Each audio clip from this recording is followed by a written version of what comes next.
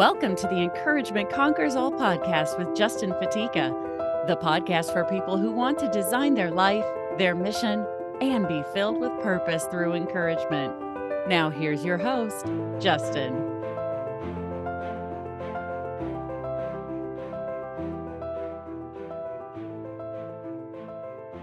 How's it going, everybody? Welcome again to the Encouragement Conquers All podcast. We share extraordinary stories of ordinary individuals whose journeys are woven in faith, friendship, and that want to make a commitment to fostering welcoming homes. Today, we have the pleasure of hosting two friends of mine. They weren't my friends at one time. We'll talk about that. And I can tell you that they are a gift. And it's a pleasure to host Victor and Jessica, who are a couple actually connected. If you don't know about our mission, go to amazingnation.org. We have a mission to help young adults in their faith, young adults, help them be great family members, and then also help them to understand the challenges that people face in this world and how they can be sensitive to the suffering they see.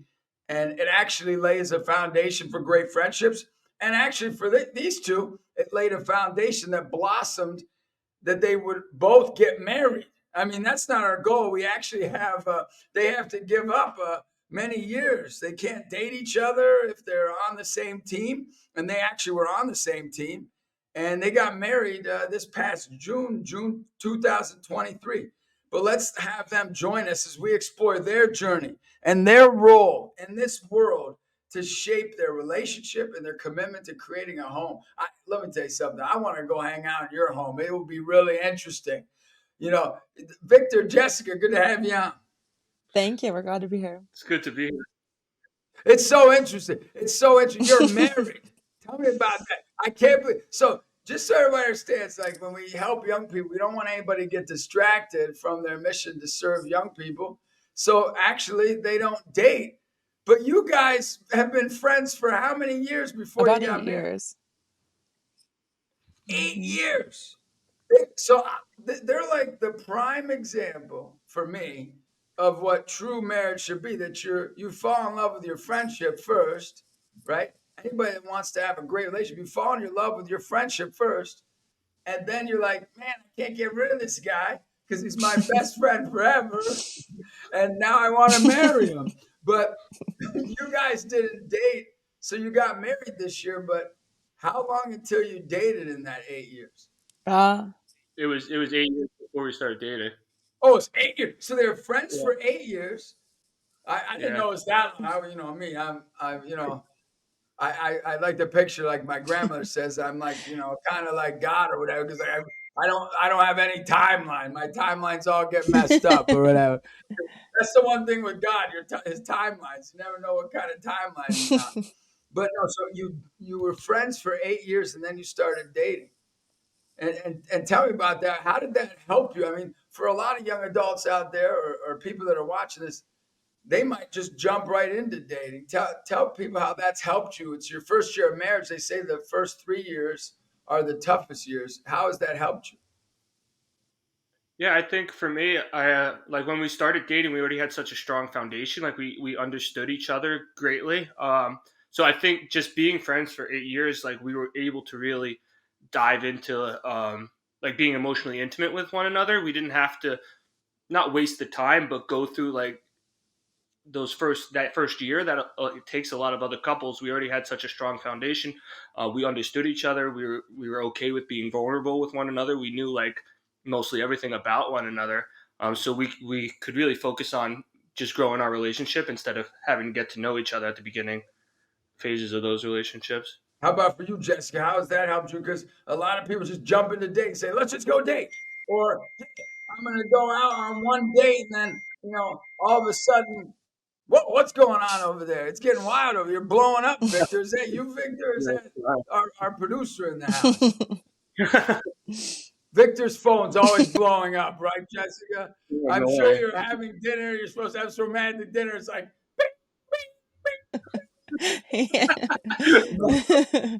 No, that's true. Oh, you're in trouble now. This is what happens. You're like, oh, no, now she gets the question. This is what always happens to me. Like, I'll get asked a question. This beautiful answer. I'm like, okay, Mary's going to get the same question. So am I going to be in trouble for this question? Look at Victor's fixing his head. It's like just It's all messed right now. So what are your thoughts? How has it helped you personally? Like, why shouldn't you just jump into dating? That you should really build that friendship first. I know it might be cliche, but I really think it's important. Yeah, I agree because I think, I mean, you've always said that you should be friends first and then you can kind of build that relationship because it's not just a selfish interest. You love that person, you're able to communicate a lot better. Like very early on, if there was an issue, both of us went to each other immediately and we talked it out. And I think a lot of times it takes other couples maybe a little bit longer to figure that out, but it allowed, I think, more of an organic relationship. And even now, I mean, you don't look at each other every day and you're like, oh my gosh, like you're incredible. You fall back on that friendship, and you enjoy each other's company. And I think that's a big thing. No, but what are some other things that you knew about each other? Those that, you know, I had a guy, he was in his 70s and just recently asked me, like, he's dated like 70 different people in his life, and now he's 70 years old. He's never been married. So there could be somebody, let's just go, like, he was asking me, like, how do you do this? Like, help me out with this. I'm like, I've never helped out a 70-year-old with dating, but I guess we're going to do this today. So, up. but with dating, like, what are some things that, like, really are of utmost importance for people to think about and explore from your experience? Yeah, I think number one for us is that like you have to spend time in prayer together. So praying Mhm. together, but then also like praying for one another daily. I think like when we were dating, when we would get away from that, not praying together is where we started like a lot of our arguments stemmed from, and we felt disconnected, and then that would lead to bigger conversations that weren't Yeah. So, fruitful. Victor, so how do you pray? Like, a lot of people, even as maybe as people who have a faith foundation, they might have never prayed with their husband or wife. Tell somebody, like, what do you do when you pray with each other? Yeah, before we got married, like we weren't living together, so we would over the phone we would just do night prayer together. And then now that we're married and living together, we've been switching it up. We'll do night prayer sometimes. We have a good friend bought us a book, and it's just a daily reflection. It's called Jesus is Calling, and it's That's just a daily awesome. reflection. So we'll read that sometimes, and then for leading up to Christmas, we've been just reading a chapter of Luke a night. So by the time Christmas comes, we'll have gone through the whole book of Luke. So Yeah. we like to switch it up so it's not the same every day. But like I know for me personally, in my prayer, like on the drive to work every morning, my prayer is just like, help me to be a better husband, help me to draw Jessica closer to Jesus. Well, that's big time, and my hope, as you know, is that people listening, they might not have a faith background, they might have an unbelievable faith background, but you just gave them three different ways. If you don't know what night prayer is, it's the prayer of the church. It's look up night prayer. It's a gift. It's the liturgy of the hours, universals.com. If you look it up, and I can tell you that's super helpful. And Jesus' calling is an evangelical way to pray, which is beautiful. And that's what I love about both of you. It's something that we do in our mission. We like to meet people where they're at. And we had to meet you, Victor and Jessica, where you're at, like explain, Victor, like how we met and how you started your own journey of faith. Sure. Yeah, I was never really into my faith. I was in trouble a lot as a kid, and my mom got cancer, and I got invited on a trip on a retreat by my best friend. He went behind my back, got the paperwork signed, and pretty much dragged me on this retreat. I had a really powerful experience on the retreat. My mom wrote me a letter. She talked about the Our Father and trusting God's plan and understanding those words in the Our Father, Thy will be done. And after that retreat, I was like, all right, I want to do this religion thing. And it was a weekend long retreat. So on the Monday, you came and spoke for 20 minutes. And you'll now say 20 minutes turned into the rest of your life. But Pretty we much. we connected after that. We stayed in touch. We helped out, and you helped to form me and show me ways that I could stay involved with my faith. And then eventually, I became a missionary. Yeah, and you gave up, 2 years of your life, working with us as well as, volunteering. And those 2 years, I know a lot of people out there, like they think giving up a year to sacrifice and help a nonprofit or even working for a nonprofit. I know you guys, work in schools and work in counseling and, work with adults as well. You, Jessica. But I can tell you that when you give up, you get back. When you sacrifice, there's so much. And Jessica, you did the same thing. Now you didn't need you were a little rough around the edges, of course, but not the same way as A Victor. little. Victor needed a little bit more extra help. He was on my program, so I understood him. I'm still needing help all the time. It's a journey of faith. But share about that. You gave up, pretty much a year of your life to serve, and then you tell everybody what you went on to do, and like how that year, giving up that year, ended up being a great gift for you. Yeah, I mean, obviously the greatest gift I got from that was my husband, but I But you think didn't it's so know hard for that. me to 'Cause you really. didn't know- I still can't. I knew you were going to get married or date or something because Victor had the hots for you. He just didn't admit it. He was so excited around you, but he Yeah, got that's excited true. about everything. He had to like tone it down a little bit. That's That's true. no, but like that's beautiful. No, I, I honestly, it's probably one of the top few things that's happened in the mission of serving, you know, with Hard as Nails and what we do. That I'm so proud of you guys as well as our mission. But share how did that help you to get to where Mhm. you're at now? Tell everybody what you're doing now. Yeah. So now I'm a social worker. I work with veterans, so I'm very passionate about working with people. And I think it is kind of hard for me to identify exactly what it is that Hard as Nails gave me because it's in every aspect of my life. I think like even Vic talked about like our structure of like knowing that every day we need to pray together. If we're not doing that, then Unbelievable. we're Unbelievable. failing, What right? a I mean, great way to be the rails encouraged. I go mean, off. I'm encouraged just hearing that. No, it's very true though. I mean, even like every day I wake up, I'm like, okay, God, like help me to like. You always used to say, start at zero. I'm like, okay, help me to meet every veteran And where they're at veterans are wild. today, where they're at, no matter who they are. Veterans are. They are Did very you wild, ever hang very out wild. with some of these veterans? I mean, I love our veterans. Give it all to them. I mean, God bless America, man. But let me tell you something. Tell me about some of the. Okay, so people can understand. Give me a few of these interesting characters that you encourage and help. Just had one this morning. Oh, I did. Yeah. Oh my goodness. It's this guy who always pops in. Oh, just randomly. I think he really just likes to chat, but he just always has to pop in with some kind of random issue. And I had to like almost pull him off another veteran because he's asking this other veteran if he Oh thinks that Jesus is God. And the other veteran was telling him no. And he's like, well, why not? He's getting in his face. He Why was don't you believe not that meeting Jesus him is where God? he's Tell me at. right now. What's your deal? He needs some serious You training know? here. I was like, let's go. Hey, Hey, he's he's got passionate. one We'll of do them. anything for He's got God, one. but Yeah, and what else are people? A lot of people don't know yeah. veterans go through so much. What are some other veterans you're dealing with? What are they going through? Mhm. Yeah, absolutely. I have another veteran that I talk to every single day. He has a brain tumor. He can't see because of the brain tumor that he has. And so he has no spouse, nobody to help him. And so he's really relying on the system to help him get to his appointments and things like that, you know?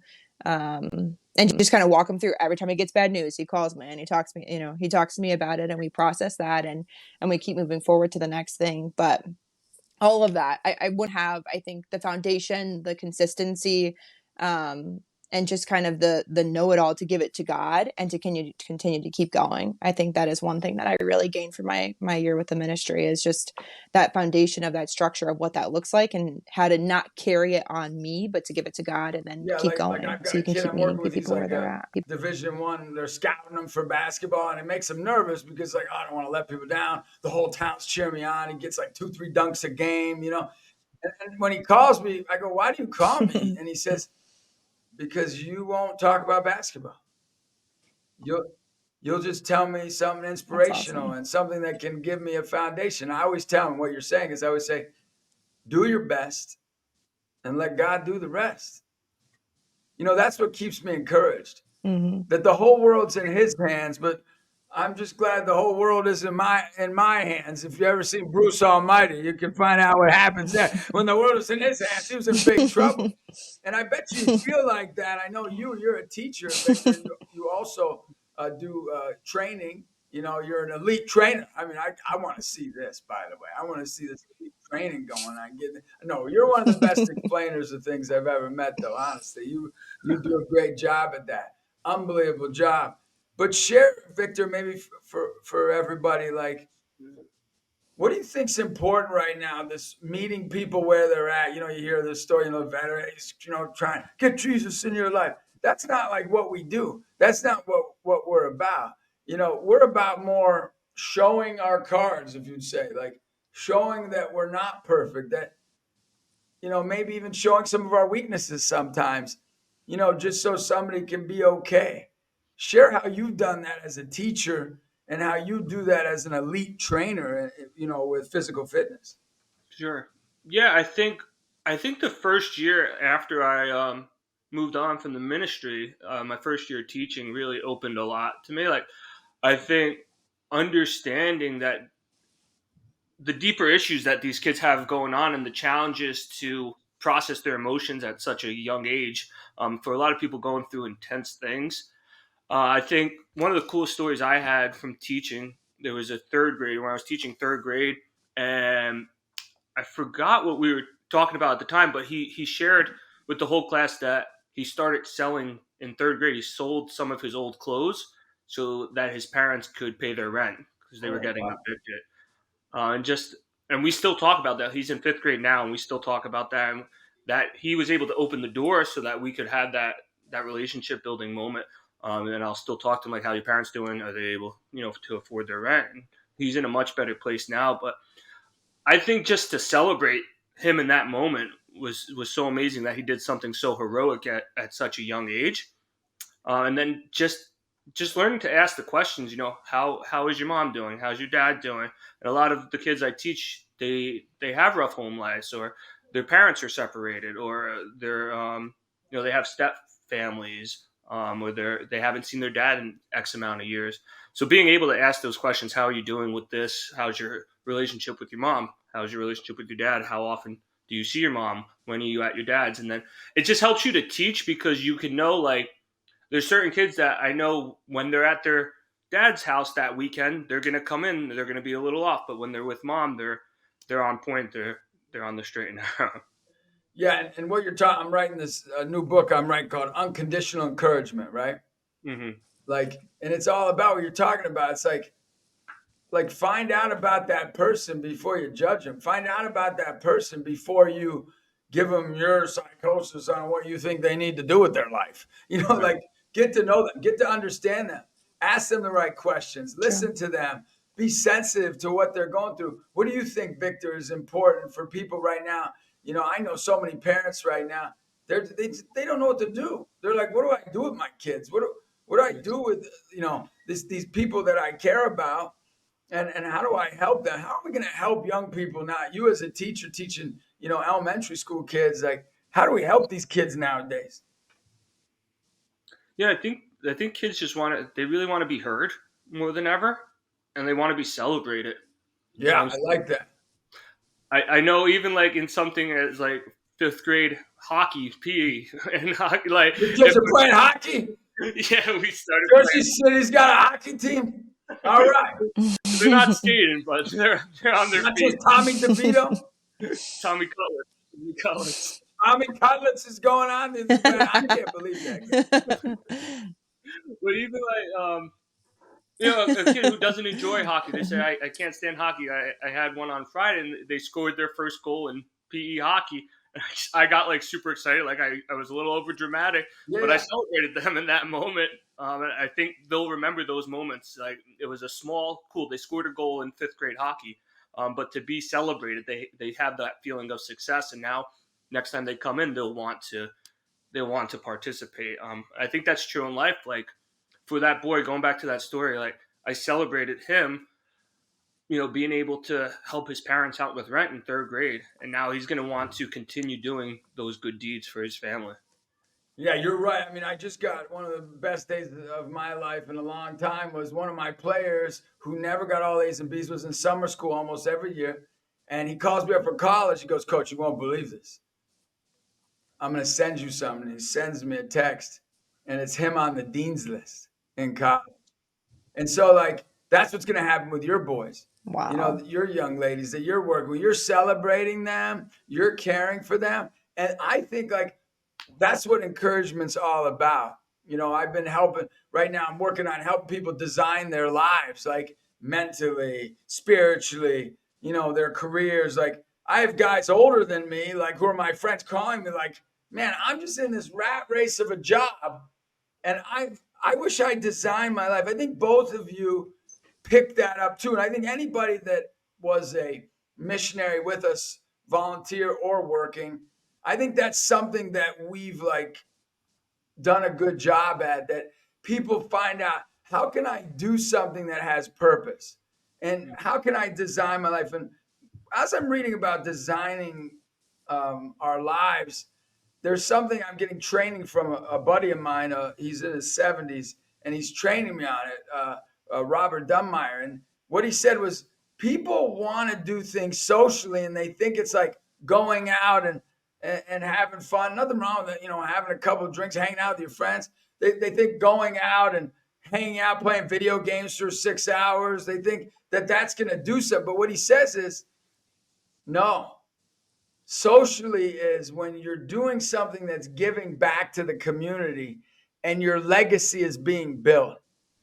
And I think that's what we really have strived to train and teach everybody. What's your legacy going to be? And you're doing that within teaching, and you, Jessica, are doing that within, you know, counseling the veterans. But share about that. Like, what about social, like your social interactions with your friends? What's going on in the social life, and do people get like that living socially well is giving back? Do you think people are getting that, or you think that's changing in our culture? You think it's the same as it's always been, or you think it's worse or better? Yeah, I think it's a lot worse, I think, personally. Yeah, I think Okay. it's hard, especially, I don't know, maybe it's our age group. I think it's harder to find people that like are doing volunteer time and things like that. You know, even like 3 years ago when there was a lot of like social pressure and, you know, what you're doing for others and how you're caring for other people. You know, I was getting a lot of phone calls about like, I don't do anything for other people. Like what am I supposed to do? Like, do I go to like a local food pantry? Yeah, I think it's definitely something that's kind of fading from our culture. Yeah, I personally don't think that there's kind of I think you're right. I've always thought that if people just cared about other people, there'd be a lot less problems in the world.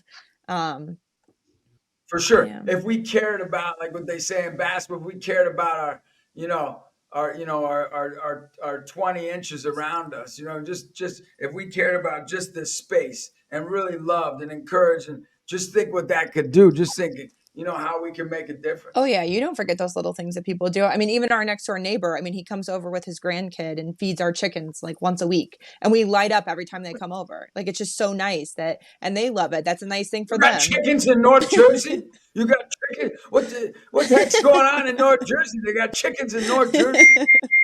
North You're American gonna bird call the power. cops on you pretty soon. No, no, don't do that. Don't do that. We really like them. You should have said that on this podcast. I know how your town is, Victor. I know Verona. It gets wild over there. Oh, Justin could delete Yeah. that part then. Justin, delete that Wow. down. We had a No, yeah, fox. I mean, that's what I'm seeing is people need more help to design your life. Like, a question Yeah. I'll have for you, Victor, is this: have you ever looked at your timeline for your life? Like, okay, at this age, I'd like to be financially free so I can just give back. Have you Yeah. ever done that? Yeah, I haven't like written it down, but Yeah. absolutely, like I've talked about it often. I've looked at that, and like I mean, yeah, that's like a goal of mine to be financially free and to be able to give back. Yeah, I know you do that, and I'd never have asked you that question. Right. But I know you're into real estate, and I know, you know, you have all different goals, you know, for your life. But something I talk about is how to be a spiritual entrepreneur. It's the most healthy thing to do, because you're not like going, okay, I want to like be done with work so I can stop living. You want to be done with work so you can start giving. You know what I mean? Like, No, it's true. you know, and I was at a Bible study this week, with all these executives, like the Potbelly executive was there, and I've got an executive, and they're hanging out, they're talking about faith and what they believe in, and you know what 4 of them said? I wish I would have done what I believed in before I was 65 and I retired, and now I get to do it. Because they go, I kind of felt like I wasted all these years. Mm. Share about that, Victor. How are you able to continue to have that mindset? Though you're young, you got to take care of a future family. You got to take care of your wife. Your wife has to take care of you. How do you have that mindset being young and still having the rest of your life to live? How do you get into that mindset to be a spiritual entrepreneur?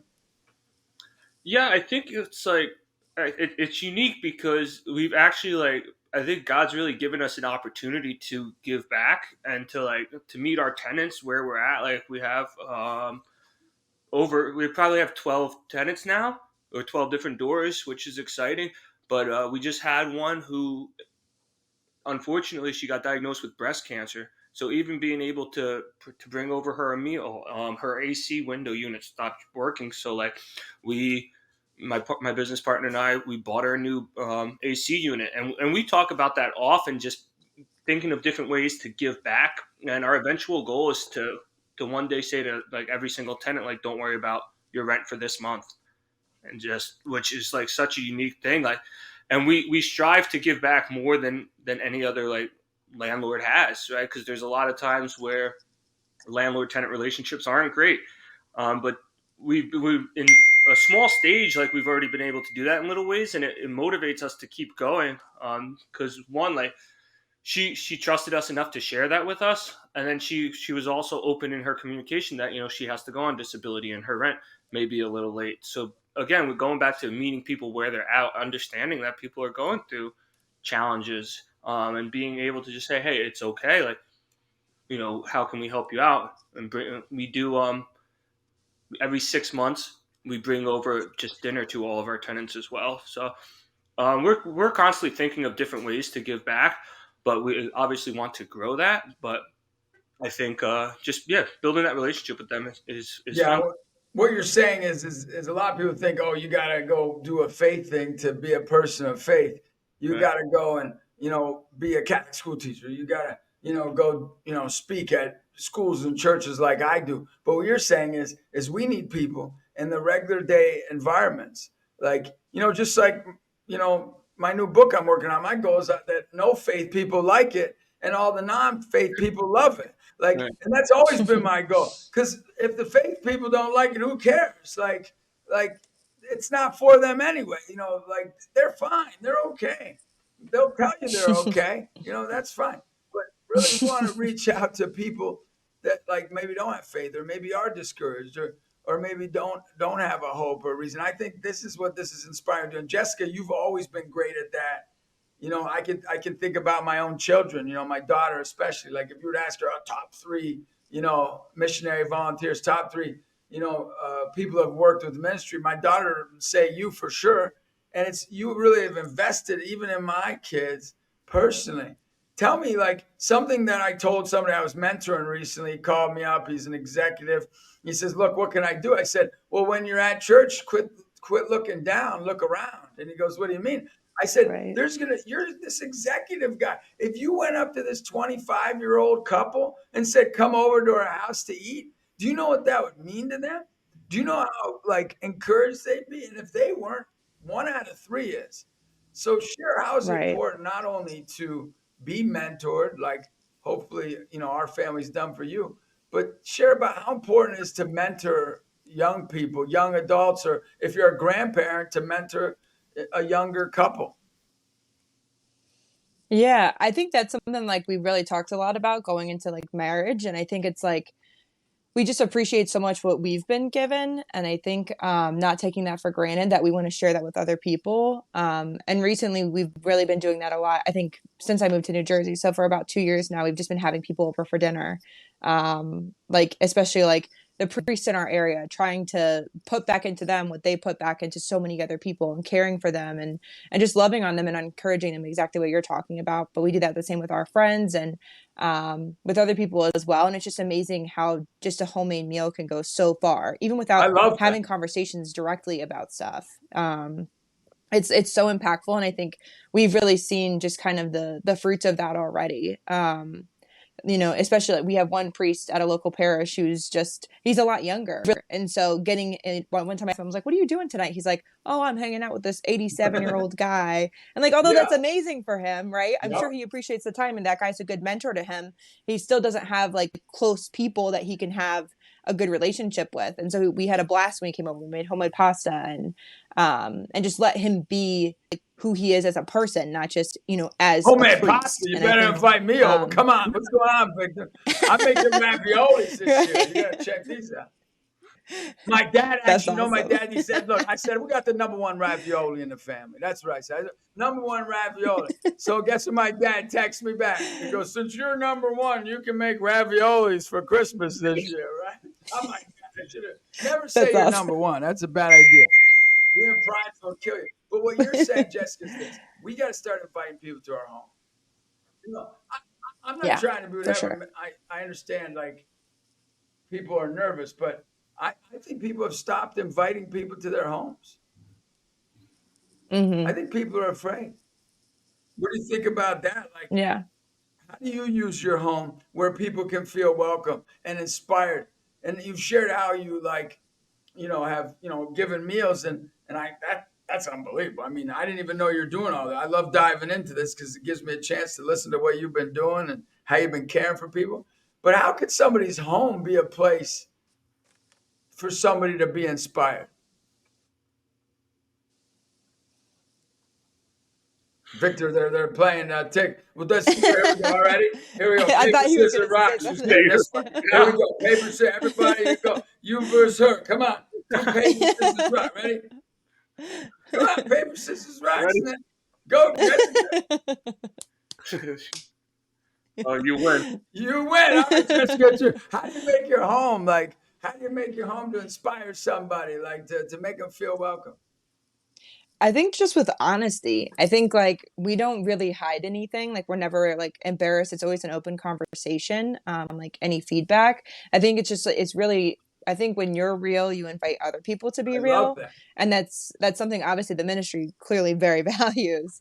But I think, that's like the biggest thing I would think, that just invites people to relax and be who they are. Yeah. I think when you're real, people feel like they can be themselves, and then it makes it a lot more fun too. Like when you're real, it's a lot more. It's a lot funnier because people are funny people. I mean, seriously. I got my buddy. He never pays for anything. I mean, I think it's hilarious. I mean, seriously. Like you'll go out to eat, you embarrass him because I'm that type of them, and like I just think it encourages him so much. But guess what? But you can talk it and vice versa. People be like, oh man, that guy's, wild, but he loves that. But I think being real, Victor, how do you make your house into a home? Yeah, I don't know. I think being real for sure, but I think just allowing people to be themselves, allowing people to get comfortable.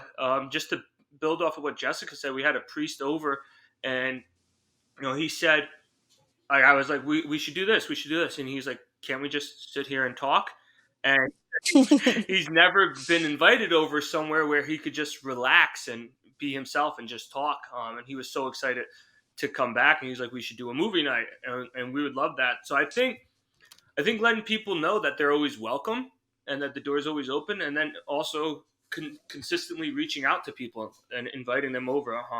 Like if we say we're going to have him back, and then we don't follow through with it, right? He's not gonna feel welcome back. So making sure you communicate with people that they're welcomed at your home and you love having them, and then to follow up with them. We have some friends that like we won't see in a while, but then we invite them over and we pick up right where we left off, and that's always fun. But I think we love hosting. We love having people over. I think when people walk into our home and they see the excitement we have for them being there, it makes them feel at home. No, that's important. Tell my mother-in-law, I said, look, I go, you never come over because you don't want to bother me. I say, look, my goal is for you to bother me before you're dead. You know what I mean? Like, please, like, could I just want you to come over so much that I have to sit you down and give you a conversation that I really didn't want you here. You know what I mean? Like, I told my sister-in-laws, I said, when are you just going to come over and not knock and just walk in? They go, that's rude. I go, no, wait. No. That's what it encourages you in your home. So I'm not going to walk in and just open the door.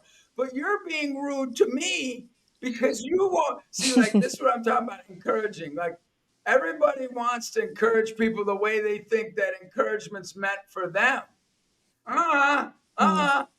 You got to encourage people. I said, look, you want to encourage me?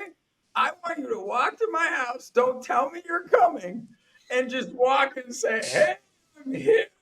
Do you know how excited I'd be in my life? Like, so they think they're not being rude, but they are. But I'm not going to press on it. I won't walk in their house. But please walk him. I just was telling them that. We were out to dinner the other night, and I just said that to them. But they're not going to do it. Come on, quit being rude. And no, but that's something I want to talk about. Like, what's one thing you think that would encourage you? Like I've never asked an atheist this, right? I've never asked an atheist, would you pray for me? Because that would encourage me. Now, I promise I won't pray for you. Because that might not encourage you, but what would you like me to do for you? And I think that this is what we need in our culture right now. What does that person want? What is going to encourage them? What's one thing that, I ask my guests interesting questions, but this is one of the most interesting questions I ask them. I ask different guests, say, okay, what would encourage you? Now, Victor, don't share about all the moves you want to smooch and all that stuff, right? It's inappropriate, okay? But like what would, and I'm giving you time to think about it, right? What would encourage you that, like, for me, honestly, you know why it would encourage me for somebody just to open up the door, not knock, walk in, say I'm here? You know why? Because that's how my family lived when I grew up when I was a kid. And people don't know that, but I'd probably cry. Because I miss that. You know, the Uncle Werpy, you think Uncle Werpy knocked? You know what I mean? Like, he's just walking in. You know, you think Cousin Booper knocked? No, he'd say, I'm staying for 3 months after I come in. You know, then we might have to kick him out because he overstayed his welcome. But you get my point. Like, for me, it's like, it might be like, oh, you're rude for saying, wait. No. Yes, I agree. I'm rude if I want to do that for you. But I'm not rude if I'm saying this will help me be encouraged and it's not going to disrespect your morals, right? So what's one thing in your life that would encourage you that maybe somebody in the world might say, wait a second here. Like, I don't agree with that. It's a tough question, but I think right now our country needs to start thinking about this because we're not. What we're all doing is say, hey, this is what you need to do. Well, okay, we need to meet people where they're at, how they need to be loved in that moment. That doesn't go over our moral standard or our standard of what we live by. We need to be willing to love them. And there are a lot of things. I could give you a bunch of them for me. You know, I'd want somebody to go up to my kid in the grocery store and go up to him and say, you're amazing.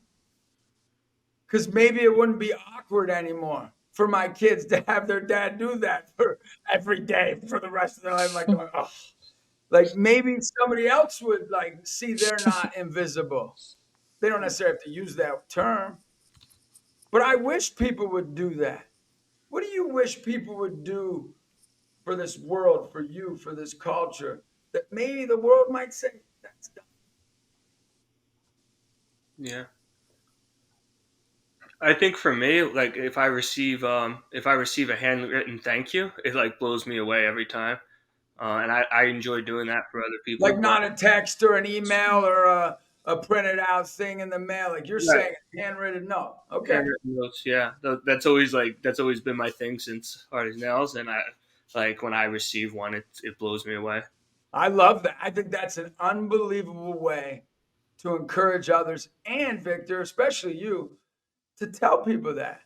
Hey, thanks for when you did that, or you know what, hey sister, anytime you can give me a handwritten letter, it means a lot. I know it sounds being vulnerable, like, oh man, you're needy, but you're not doing it to be needy. You're just letting people know that that's how you receive love. That's awesome. How about you, Jessica? Anything you can think of?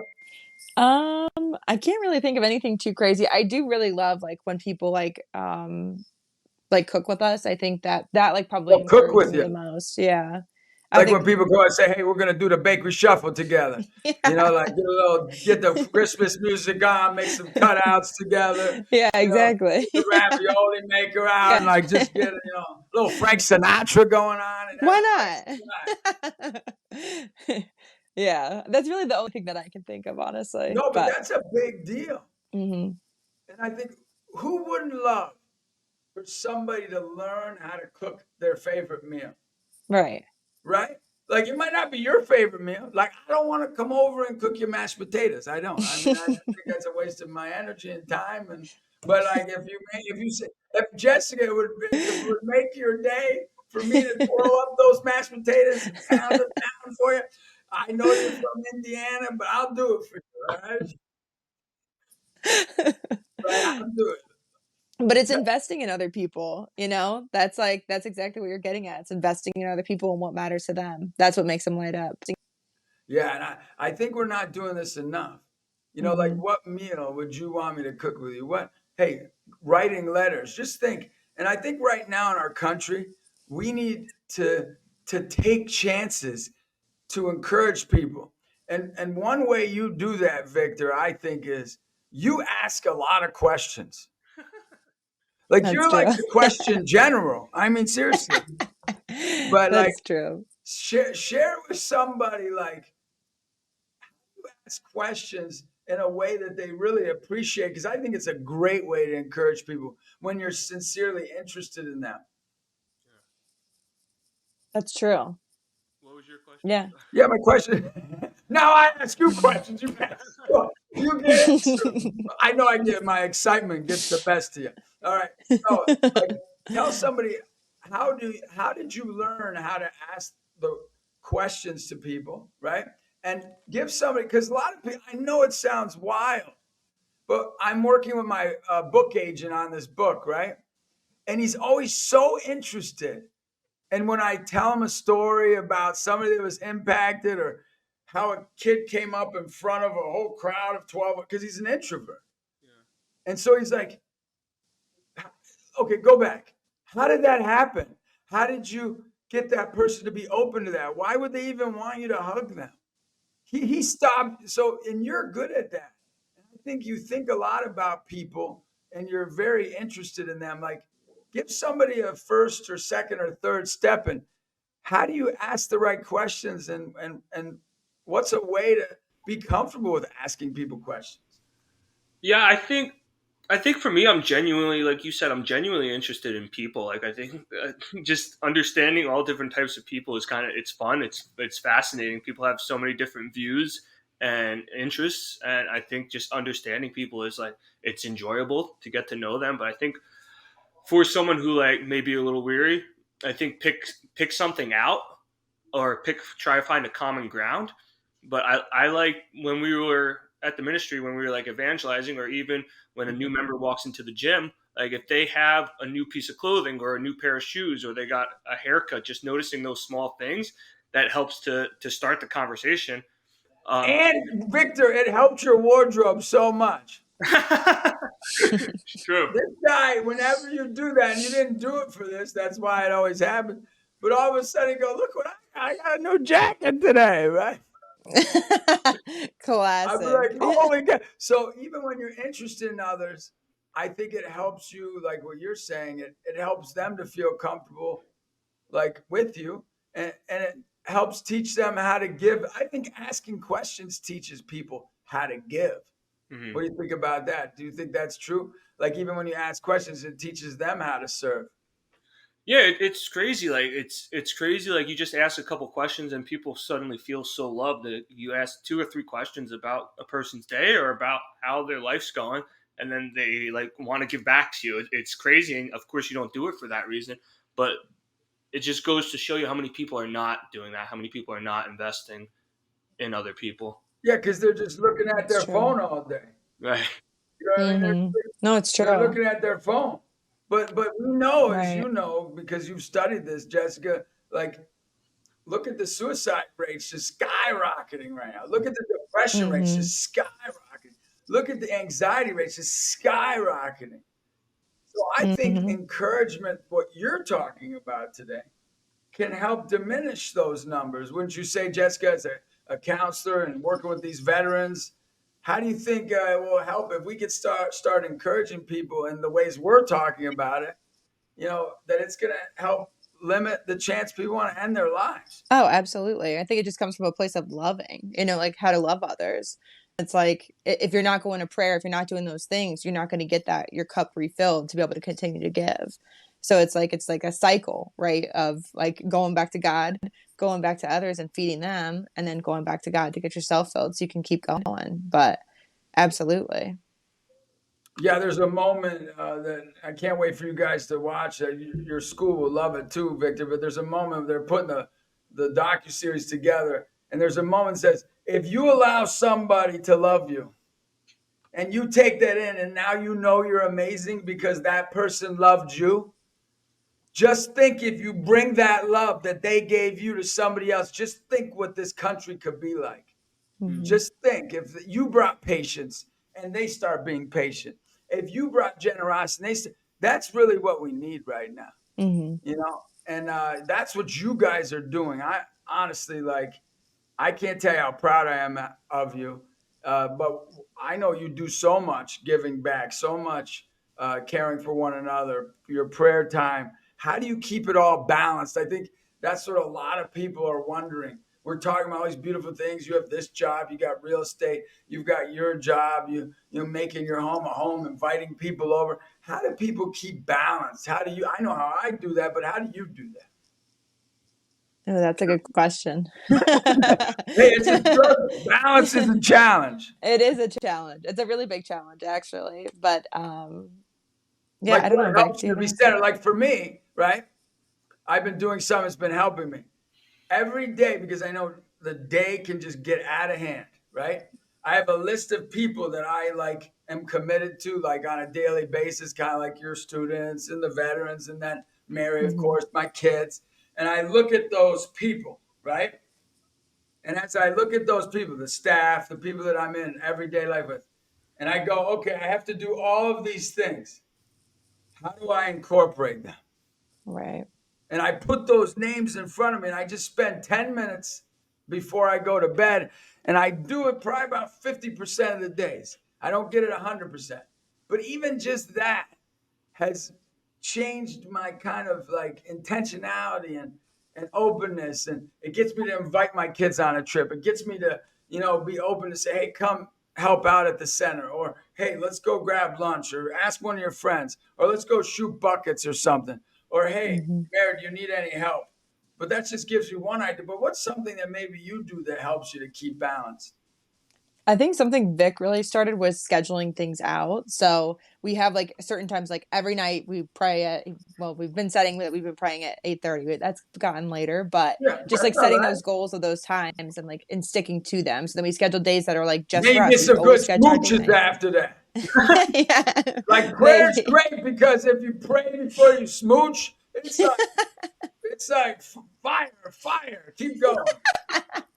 And then we schedule our date nights. We schedule days to do nothing. And then we have like our days where we're like, okay, we could do this, or we could do something spontaneous with our friends if they're free, or whatever it may be. But we schedule those things out so we can kind of like you said, kind of like you keep those people on your radar of who you want to invest in, especially, and you spend that time with them. And then once the things pop up, you're like, that person, let's go get them. We could do this with them, and just kind of keeping it all, but kind of creating boundaries, but also like a time schedule too. Yeah, I think timelines are important. You don't want to get too crazy about it because you don't want to get overwhelmed if your timelines don't work out. But Mm-hmm. you do want timelines because people are important. Now, Victor, how do you stay balanced with everything going on? Yeah, I think we have like just sticking to our calendar, right? We put everything in our calendars, we send it to each other. So even if we're both something comes up and we're both working or we're not together, we have a shared calendar, and we can look at any day and understand, okay, we're not free this day or we are free this day. Let's plan a trip. And then we also have a calendar in our home. So we have it on our phone, but then also like we'll walk by it and see what we have going on for the month. And that's been really helpful for us. I'm learning so much about you, man. Victor, you're structured. This guy, Mr. Structure now. Super. Wow, super structured. Victor, miracles happen when you believe. You know what I mean? Like, it's unbelievable how structured you are. I know. You really are structured, man. I mean, and Jessica, man, you got some passion for this guy. You know, honestly, I love watching. One of the best things I love is when people are married and they just like, this guy is an unbelievable guy with his weaknesses, with his strengths. You're an unbelievable, but you just love him as him. And I see that and I watch that. And for me, that's hopefully how people see I live. Like, I don't even think Mary has any faults. You know what I mean? She's like, like, even though she's got she says she's got a bunch of them every now and then, but like, like, I really don't see her faults. Like, if she had one, I don't know if I'd be like, yeah, well, that's her. That's who she is. I think my goal, somebody asked me, like, well, you love your family and your wife so much. And I looked at them and go, not more than you. And all of a sudden they look at me and they're like, kind of like, what, you want to date me or something? Like, all right, calm down, cheese mo. All right, set it down. And they go, what do you mean by that? I go, no. Don't get me wrong. I'm more committed to my family. But they help me love you like I love them. And so, like, if I can love my enemy like I love my wife, I'm going to be okay. Yeah. If I can love my enemy like I love my kids, I'm going to be okay. But when I stop seeing other people as a friend or a family member and share, how do you, deal with those people that are discouraging at times? Like, how do you get through that? Because people are discouraging in this way. I know we're talking about encouragement, but I really want to help people, as I know that like every time somebody gets on these podcasts, I know they're going to be encouraged. They're going to be built up and give different tools to help their life. But I also don't want to be a fake. And I can tell you, people can be really discouraging. So what helps you get through that? Yeah, I think what's actually really helped me and it's made me a lot more gentle is just us being able to have those conversations. And I think that's something so beautiful about marriage is that it is us and we are a team and we are one. And so if something happens, we'll sit down and we'll talk about it and we'll talk about, and Vic emotional and like, but this happened. He's like, no.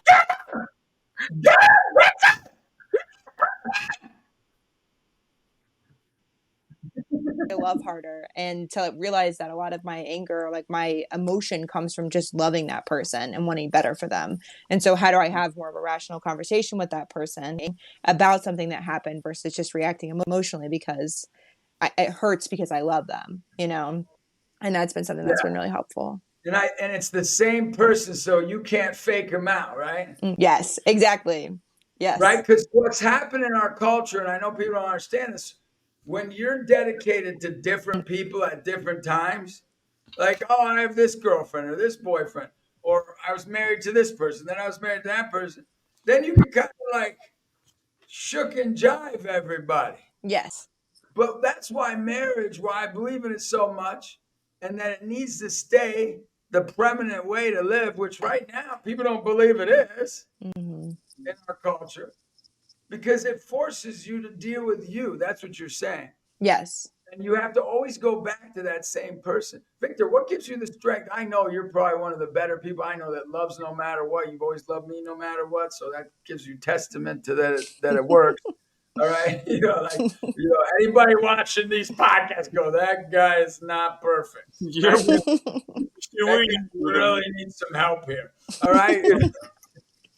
But how do you love no matter what? We have these sweatshirts, as everybody knows, they say, love no matter what. I had a buddy of mine called me up. He said, look, man, thank goodness I was wearing that sweatshirt the other day. I said, why is that? He goes, I'm in White Plains, New York, driving across the street. And some guy lays on his horn like, And all of a sudden he flicks him off, right? He's like, so upset. He goes, but then I see they're looking at my sweatshirt that says love no matter what. Dang.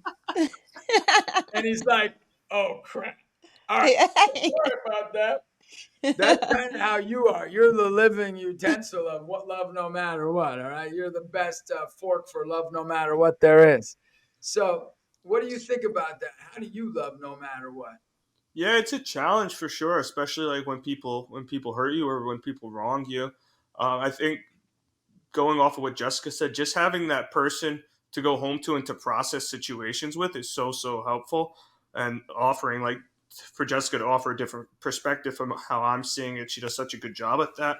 I think what we really encourage each other to do is number one, recognize that that person is still a child of God.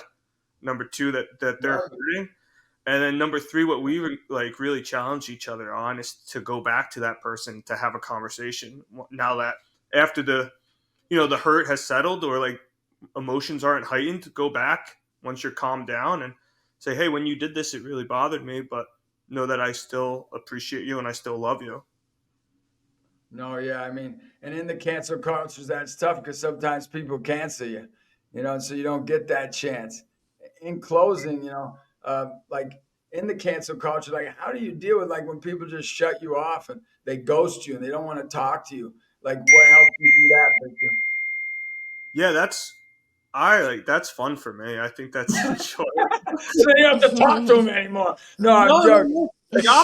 The opposite. Like it like in a weird way, it like turns into a challenge for me, right? I'm like, how did I hurt this person? How can I make it right? Why don't they want me a part of their life anymore? Yeah, So calling them, texting them, being consistent with them, and then getting to the point where you could have an open conversation and they can explain to you why they shut you out for X amount of years. for sure. And I think that's a beautiful way to look at it. It's not about like what they're doing to cancel you and you're mad at them and you got this grudge. Like my grandmother always says, I had on one of my other podcasts, and she always says, like, why hold a grudge? It doesn't help you or them, like, That's and like true. it's just so stupid. I mean, she's so simple, but it's true. And I think it's so important. Like people are going through some intense times right now, emotionally and mentally, specifically. And we might be physically rich in our country, but we are emotionally and spiritually and mentally poor. So, Mm. what this podcast is all about is to help anybody out there to get spiritually rich, to get emotionally rich, to get mentally rich, to be able to be people that you can be unstoppable. And so, like, just in the last question I asked you, we're closing, landing the plane here. You know, how do you live an unstoppable life? That's really what I want. Any young adult that I hang out with, I want you to be unstoppable. That nothing, no matter what comes your way, whether mistakes you made or things you did well, your successes, that nothing deters you from having the beautiful life that God desires for you. So, how are you unstoppable? Ladies first, Jessica, and then Victor, how are you unstoppable? I think definitely like making it to mass every Sunday. I really aim to go to daily mass once a week. Beautiful. That's my goal. And then Vic is very strict on us going to confession once a month. We did get away from that for a little bit, but we notice when we're not going at least once a month. So I think just sticking to the sacraments. Why fix it if it's not broke? Yeah, exactly. Well, those are two unbelievable ways, and I'm so impressed with that. Victor?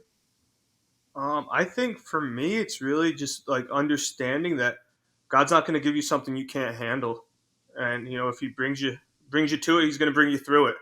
And I think um, just when you have those difficult moments, leaning on God through prayer, and just understanding that God, you're giving this challenge to me right now, but I need your help to get through, and just surrendering those situations and just saying, this is tough right now, but I'm going to get through it with your help. Yeah, and you heard from Victor and Jessica. What they're saying is you can do this. God can get you through it. How they're encouraged is through their faith. How they're encouraged is through welcoming people in their home. How they're encouraged is being people that don't want to give up on others, that are always thinking, how can I do better? How can I be a person of hope and faith and love? And you guys encourage me. So I can't tell you how much it's great when our family sees you two. And, I just hope the best for you. And I hope that I can continue to encourage the world so we can have a lot more young adults like you two. If we had tens of thousands of them, just think of what the world could be. If there were tens of thousands of Victor and Jessicas, I can't imagine what this world would be like. There'd be a lot more raviolis too, and that would be so bad. That would not be so bad. Because for me, if you make me raviolis, you encourage me. Don't bring me any of that Chef Boyardee stuff. All right, come on. But we want to keep it going. If you don't know how to check this out, go to YouTube, go to any of the Spotify or any of the iTunes, all of those shindigs there, and it'll help you out. I promise you. It'll encourage you. I was encouraged today. Thank you so much, Victor and Jessica. I love you. Thank you. We love you too. Thanks for having us. No problem. It's the best. Thanks for listening to the Encouragement Conquers All podcast with Justin Fatica. Make sure to subscribe and follow to be notified when the newest episodes of the podcast go live. You can find contact information and important links in the show notes. Stay tuned for the next episode.